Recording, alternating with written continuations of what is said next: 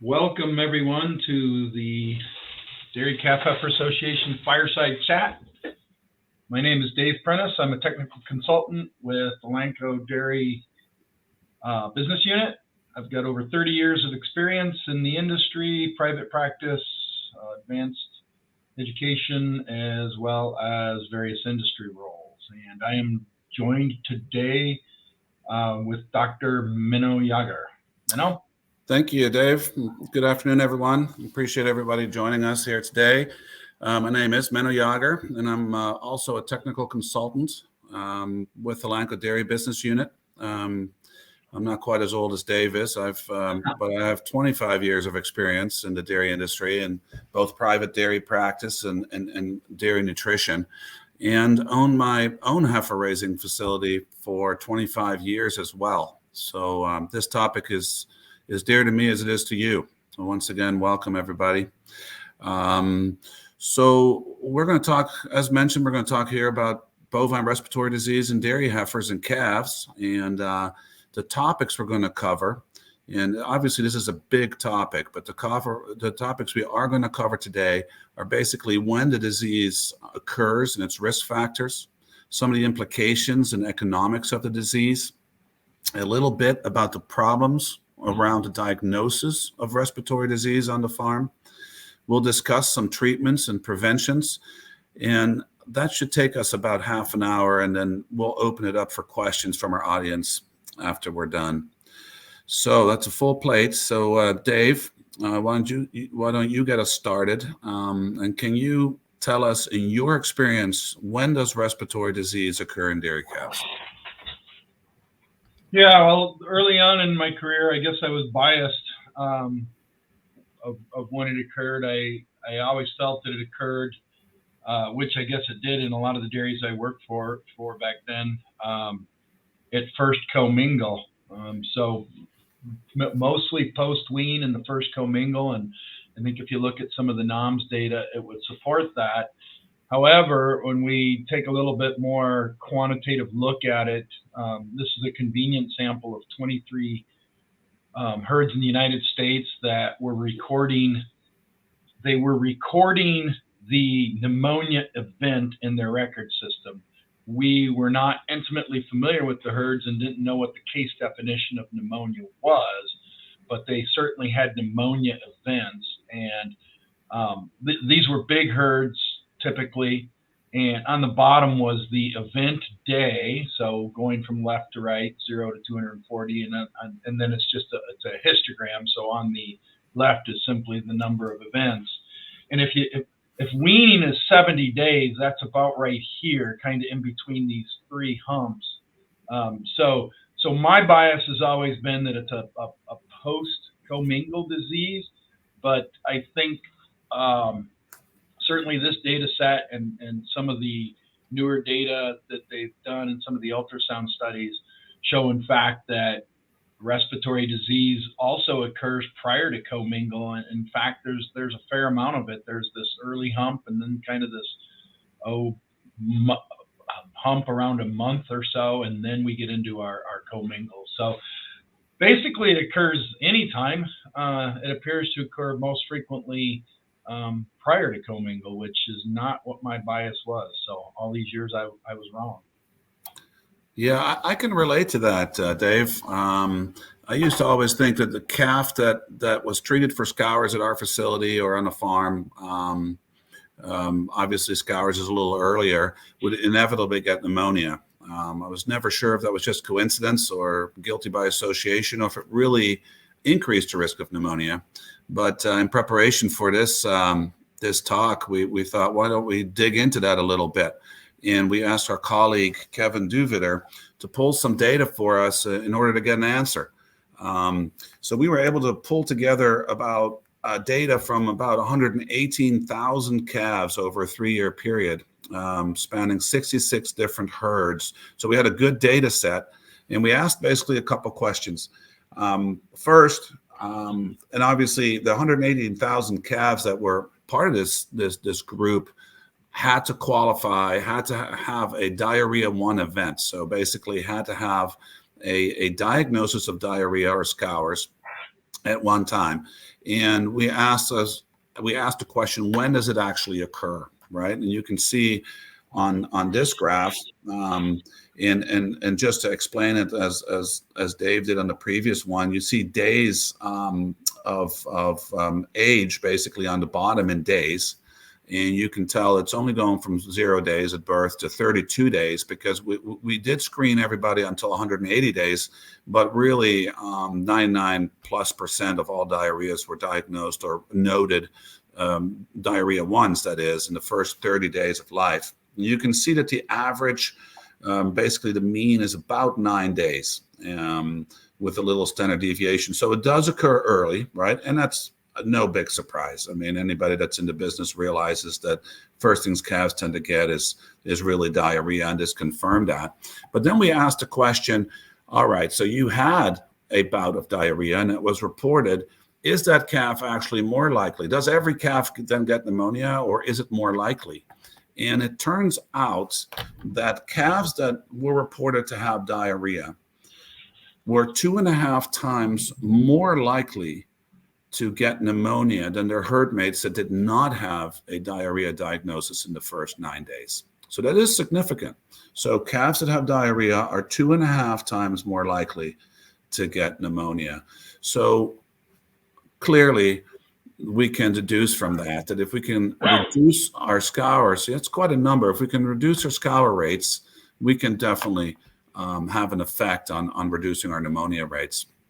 But Dave, some of the numbers too that you showed on the previous graph, it makes me wonder that scour cases might sometimes be misdiagnosed as respiratory disease, because these calves that have scours tend to have metabolic acidosis, and they tend to huff. They have a panting presentation. Do you feel that's a problem? Yeah, it's a great question, and yes, I do. In fact, if you look at your histogram that you just put up here, and you look at this 6 to 12 days or so is where the majority of those animals are. If you go back to my graph and look at this peak right here, a lot of that is in that date range, that 6 to 12 days. So I do.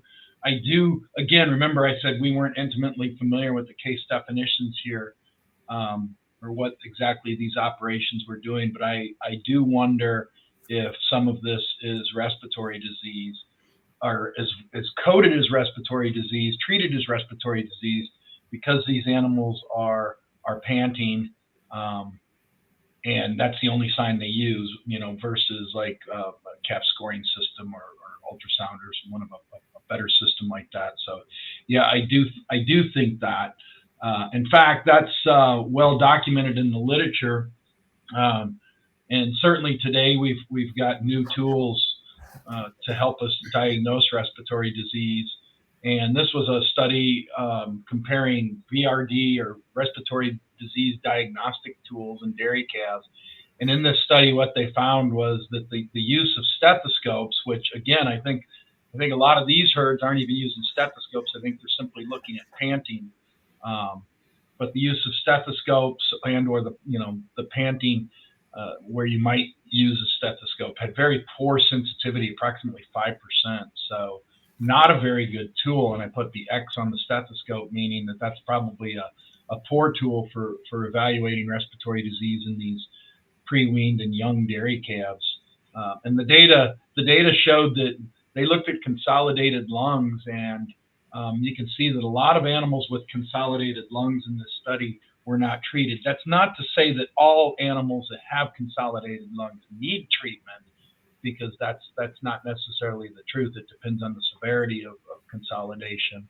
But certainly this work, and there's an older work, a ranch to rail work in the feedlot world and beef cattle world, that show that we do indeed, with our historical tools of diagnosing respiratory disease, we haven't been very good. So I highly encourage producers to work with their veterinarians and look at maybe the thoracic ultrasound or some of the calf scoring systems that are available through, like University of Wisconsin has one, and University of California, Davis has one.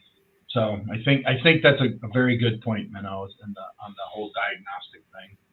Right, just improving our capabilities some. And I was always armed with a thermometer and a stethoscope going to the farm, and you got fans going on. There's noises all around. It's hard to auscultate and be accurate in your diagnosis, or early on in a diagnosis anyway.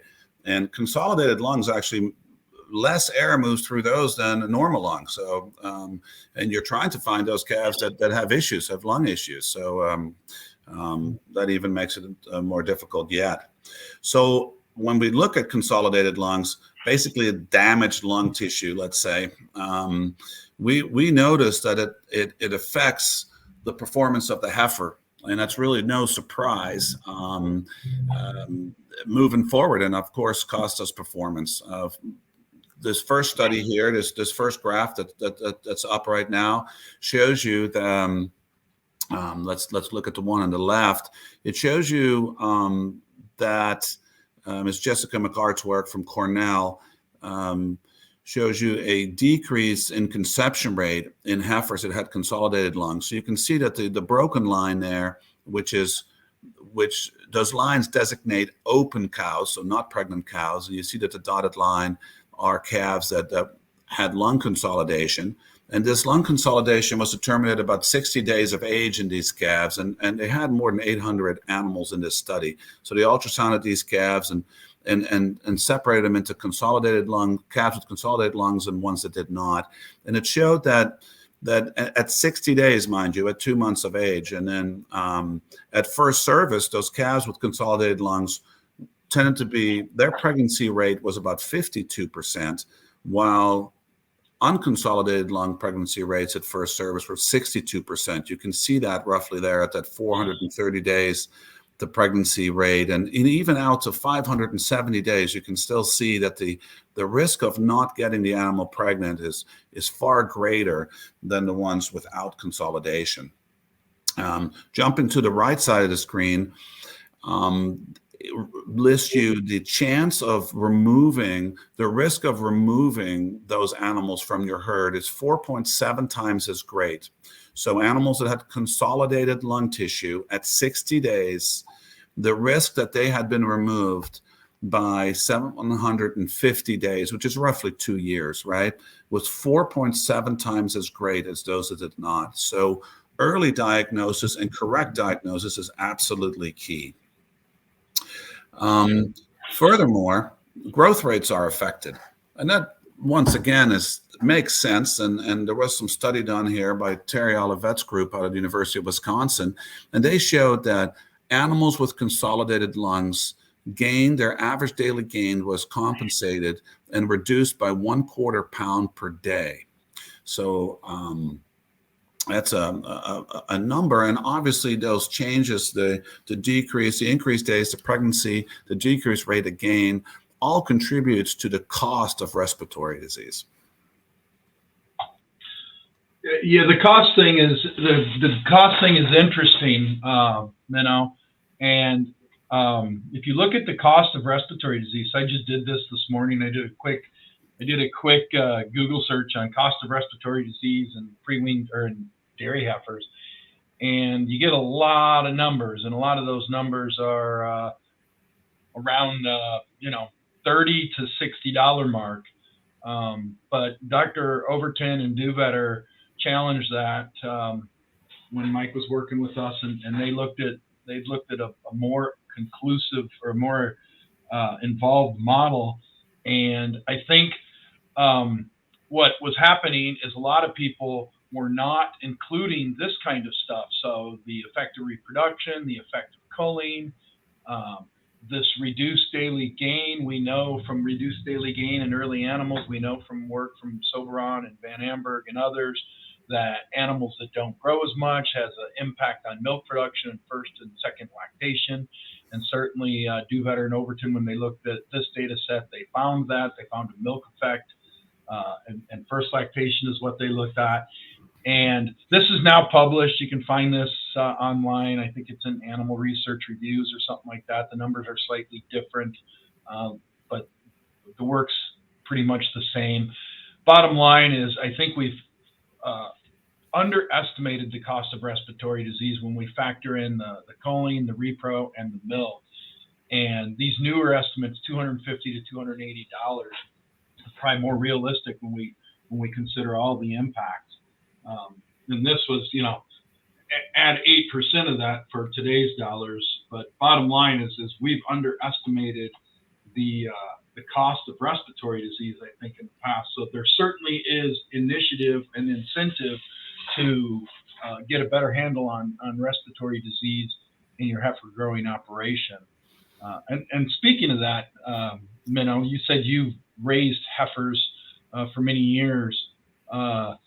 When you look at what you've done in the past, what did you feel were some of the most important things as far as BRD control in your own experience? Yeah, it's a great question. I think, and probably the answer I'm going to give first is not what's typically listed, but the first thing that comes to mind as being crucial in controlling BRD in heifers is the plane of energy nutrition of these heifers. And it goes back a couple, 20 years, let's say. When I started in practice in the Northeast, it was very normal to feed 1 pound of milk replacer, basically a gallon, right? Two quart bottles twice a day was the standard, of 20 or so milk replacer. And it always struck me during that time, even though I advocated for milk replacer, even at that time, it always struck me how much better the calves on whole milk did. And those calves also got a gallon of volume, 2 quarts twice a day, and they tended to thrive. And when you looked at the difference was that whole milk that they were receiving was 4% or so, 4% plus really of milk fat. And that's like feeding a 24% protein to 35% fat milk replacer. So they received far more solids, and those calves got enough energy. And versus the calves that received the limited milk replacers, and were much more capable of overcoming minor stressors, such like a change in temperature, bout of crypto, which really shouldn't kill a calf, but when you're teetering on the edge of an energy crisis or energy deprivation, it can, and just absolutely thrived. So that would be the most crucial aspect of it. Get enough energy into your calves early.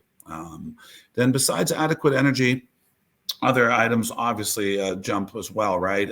I saw, especially once again, because it's cold in our area, a dry environment. When calves are wet, they're just wasting energy. And, you really have to keep that environment dry, or you're going to have to supply more calories to the calf because they're expending it, shivering and basically dissipating it through a wet coat. Cleanliness, clearly clean nipples, right? Feeding equipment, buckets, etc. Everybody knows that drill. Cleanliness.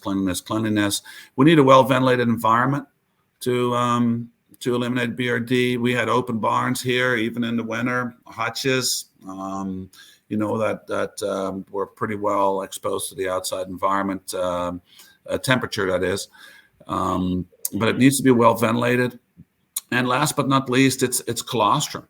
We need to feed adequate amounts of good quality colostrum at the right time. Because if you don't do that, we're going to really struggle with keeping these calves healthy.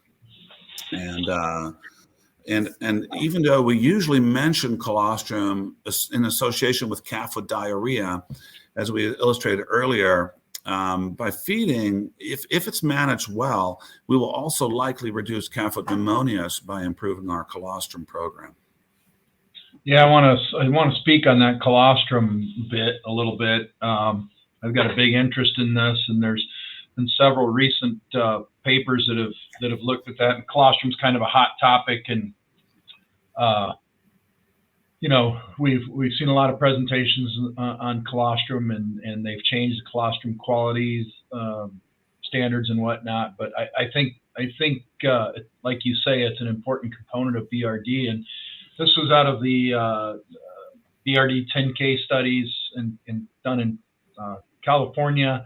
And again, these aren't necessarily cause and effect things, but they were trying to get an assessment of what's important in BRD, what are important risk factors for BRD and dairy calves. And as far as colostrum, so this table down on the bottom is a lot of the stuff that they looked at in this type of study. And as far as colostrum, they found that calves fed pooled colostrum had significantly higher incidence of BRD than those that were fed individual cow colostrum. Again, not saying this is cause and effect, and that's not going to be the same on every herd. This was all done in the West, specifically California, but these were association factors. Calves fed heat-treated colostrum had less BRD prevalence. That makes absolute sense. Heat-treated or pasteurized colostrum probably contain, or most likely contains, this less bacteria, is cleaner, so that makes sense.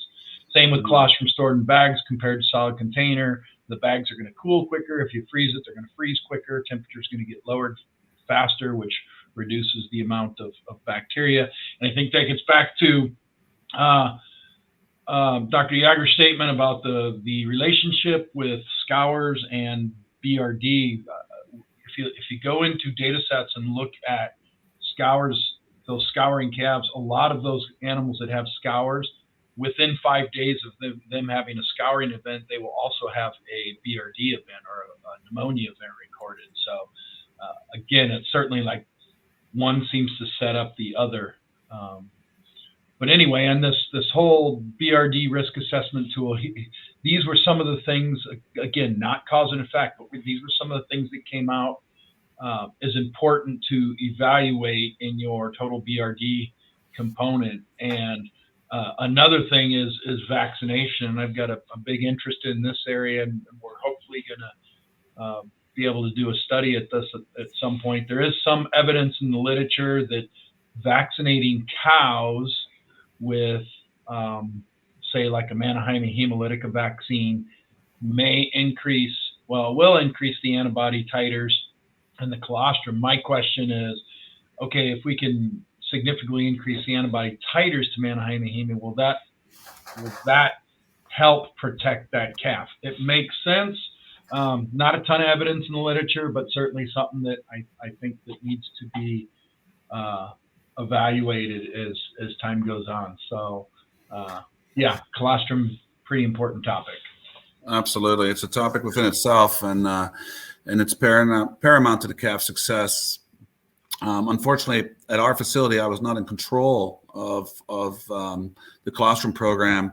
We received calves in the first week of life, but what was interesting was we could actually see if there were issues back at the home farm. And once our treatment rates would go up and certain groups of calves coming in, we would frequently call the home farm back and ask them. And more often than not, there was some type of explanation. Either the dry cow pen was too crowded. There were some paraparchment or fresh cow issues in the herd.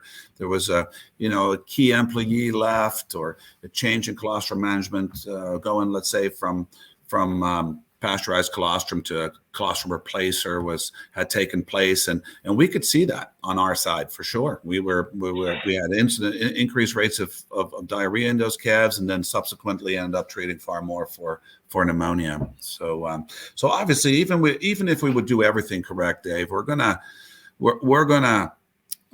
have some BRD in our herd, right? So I'm curious on your thoughts regarding treatment. So, yeah, interesting concept. You and I are a little long in the tooth, and we've probably, my thoughts on treatment, like my bias on when respiratory disease occurs, has obviously changed over time. When I started in practice in 1991, we had both feedlot cattle and a fair amount of dairy cattle in that practice. So I did work in both venues, and our treatment of choice back then, we were a metaphylaxis practice. We did metaphylaxis on feedlot and as well as some dairies, but we used a ton of LA200, which is a long-lasting oxytetracycline or tetracycline class of drug. We used some Thailand, some spectinomycin, probably even some gentamicin back then. So pretty much everything under the rug, so to speak. And Today, I would say there's a lot better choices, and that statement is supported by data. So we'll look at some data to support my opinion. So today, I think there's a whole lot better choices than what I used to use, meaning the tetracyclines. This is published work, a meta-analysis. What a meta-analysis is it's a study where they look at a whole bunch of other studies that have been done. So a lot of studies need to be done before you can do a meta-analysis, and a meta-analysis adds power to some conclusions. So what this is a forest, a ranking forest plot, and simply, just to make it simple, from top to bottom, you go from best to worst. And this is based on a whole bunch of studies, mostly in feedlot animals, where we have a lot higher incidence of BRD. But I think that is very useful data when we look at dairy calves. And you can see that the top two are the quote unquote best drug classes, or best drugs would be your telathromycins. That would be like Increxxa. Enrofloxacin would be your Baytril. Micatil is telmicin. It was introduced in 1991. So it's a rather old macrolide drug. I was in practice when this drug came out, and it changed our metaphylaxis. And if you do metaphylaxis, the nice thing about these top two choices, if you do metaphylaxis, I highly recommend going in with like a macrolide class first. That would be like an Increxxa or Micatil type drug, and then following up with a totally different class. And that would be your enrofloxacins or your Baytril. So you got, two big guns right up here at the top that are different classes. So that works really nice in the event you do metaphylaxis. Great. Yeah. So Dave, you mentioned the word metaphylaxis. Can you extrapolate a little bit about metaphylaxis and your opinions on it? Yeah. So again, I used a lot of metaphylaxis in practice, and I think it's a useful tool. What metaphylaxis means is basically when you have a percentage of animals either showing signs of respiratory disease or are quote unquote high risk of respiratory disease in the feedlot world. Shipping cattle a long way through poor weather would be considered high risk. What metaphylaxis means is you simply go in and you treat everybody, right? So you don't really go by clinical signs of an individual animal. You simply treat everybody. And I'm not saying we should do that. And actually, we should probably strive to where we don't do that. That's, in judicious use of antibiotics. We're trying to get to a point where we don't have to do metaphylaxis, but I still think metaphylaxis is a very useful tool when the time comes, and I think it's useful. But if you're going to do it, again, I would if you're going to do metaphylaxis, it's best not to use the same class of drug as a treatment drug that you're using for your metaphylaxis. So, okay. Did I answer the question there, Minnow? You sure did. I think everybody understands what metaphylaxis is now, so that's good. It's a slippery slope, but I do think it's a useful tool, as you mentioned, for sure. So, Dave, just in the interest of leaving a little time, we're close to the half-hour mark.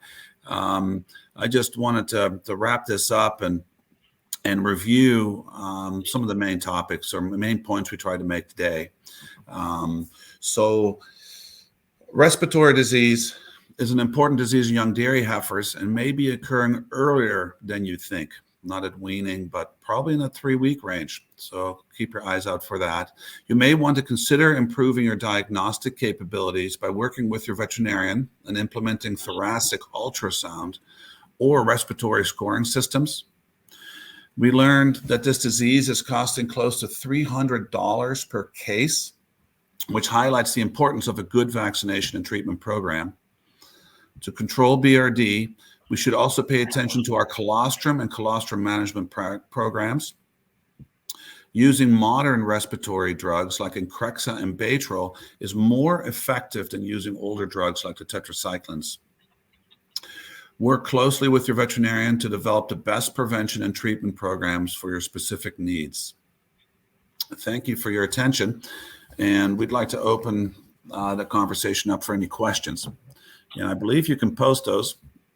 Yeah, Minnow, we have one right now. And I'm going to ask your opinion, and then I'll tell you my opinion, and maybe our opinions are the same. But the question is, do you see more prevalence of BRD in young stock in areas where there are more seasonal temperature weather shifts compared to more temperate areas? I think it's a great question. I think the key part of this question is the shifts. I think calves and heifers love boredom, right? They can deal with cold weather. They can deal with warm weather. I'm going to say they don't deal that well with really hot weather, but as long as it's consistent, we can make changes. The issues that we see, especially in this area, once again, is in that springtime or that fall time when we see really, let's say in the fall, which is kind of where we're at. We've got still relatively high daytime temperatures. You got your curtains up in your barns. You got ventilation going. No calf jackets on the calves, and all of a sudden at night, and relative humidity is relatively high, and all of a sudden at night we start to hit these low temps where really you should be doing the opposite of what you were doing during the day. It's really difficult to manage, and the flip side of that would be the spring. You got a lot of rain, a lot of humidity. We tend to see more mycoplasma during that time, and Mannheimia for sure, and for us, spring was a key season for respiratory treatments. Yeah, I would agree with that. I think back to the some of the mycotoll studies we've done, and we're doing an Increxus study right now, and we obviously need a certain incidence of respiratory disease in order to power the study. And in both of those cases, it's been fall. It's been the fall of the year, and I think you're right, Menno. I think it's not so much. I think calves. If we had an environment where it was absolutely consistent day to day, things would be a lot easier. And I think that's why so many of our calf ranches are large. Well, that's one reason why a lot of our calf ranches are moving to that Southwest. I mean, there's no doubt they do have more. I mean, they do have some shifts in temperature, but if, they always advertise 360 flying days a year in Phoenix, Arizona, meaning that the weather doesn't shift dramatically. Yeah, you will get cold spells and cold bouts, but I think in those areas where there's fewer shifts, we have fewer risks.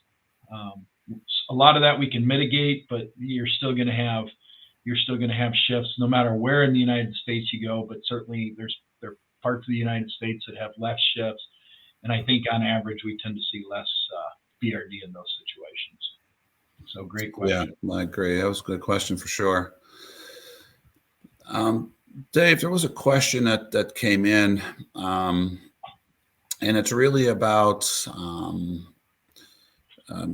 trying to skip through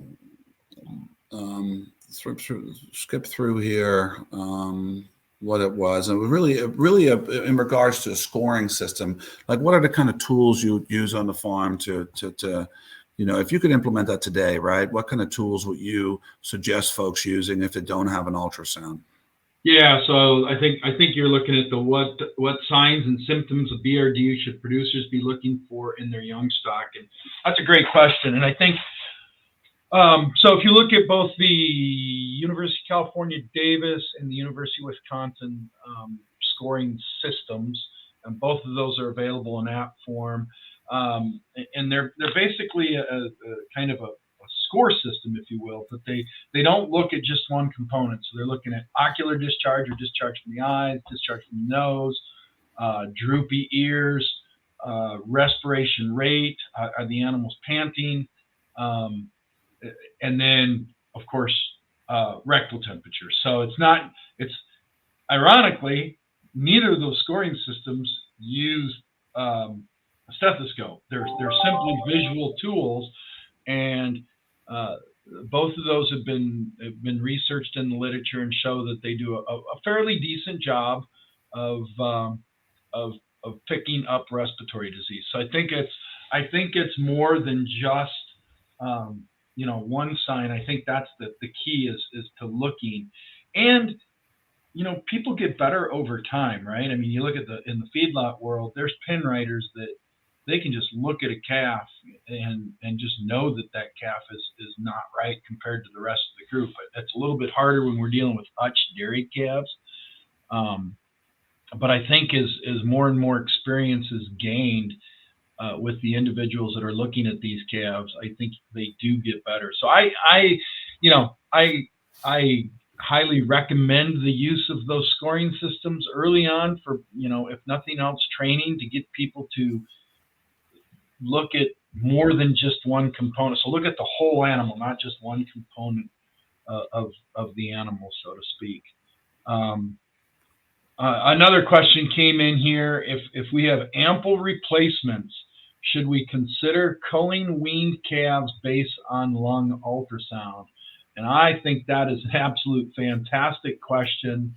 And here's my thought process on that. And I'll get your thought as well, Dr. Yager. But my thought process is if we have ample replacements and this particular animal is not, the highest genetic merit, with more and more genomic testing, we tend to be keeping higher genetic merit replacements anyway. But if you've got ample replacements and this animal's in a herd where she's got very similar animals, herd mates that have similar genetic merit as her, then yes, that animal to me would automatically get a score, depending on the severity of that lung ultrasound. I'm not an expert in lung ultrasound, but I know there's degrees of severity, and I wouldn't just say one ultrasound would deem that animal to death, but certainly if it was very severe and very consolidated, I would certainly mark that animal as a potential cull. So that's my thoughts. Yeah, I think that's a great point. And yeah, thanks for the question. I would definitely consider it. I think one of the challenges is that raising a heifer clearly, costs a tremendous amount, right? I mean, the current, 1,600 to 2,000 is clearly what we hear sometimes to raise a good heifer. So the earlier you can cull an animal, the better. Obviously, there is concern. This is what Dave was alluding to a little bit. If you have an ultrasound and let's say the calf is doing relatively well at that time, can it recover and can it still perform well? So I think, yeah, you do have to, I would consider it for sure. I think it's kind of like that one strike against you. And if it has another issue or it falls behind the other calves, I'd try to get it off the farm for sure. And this is obviously coming from a position that you have ample replacements. But investing in a bad situation is never good for business, right? And in that situation, the calf is already in a bad situation. So definitely consider that. So Dr. Yager, here's a question for you. You were in the feed business. Yeah. When should calves have minerals and which ones? That's great. That's a topic in and of itself.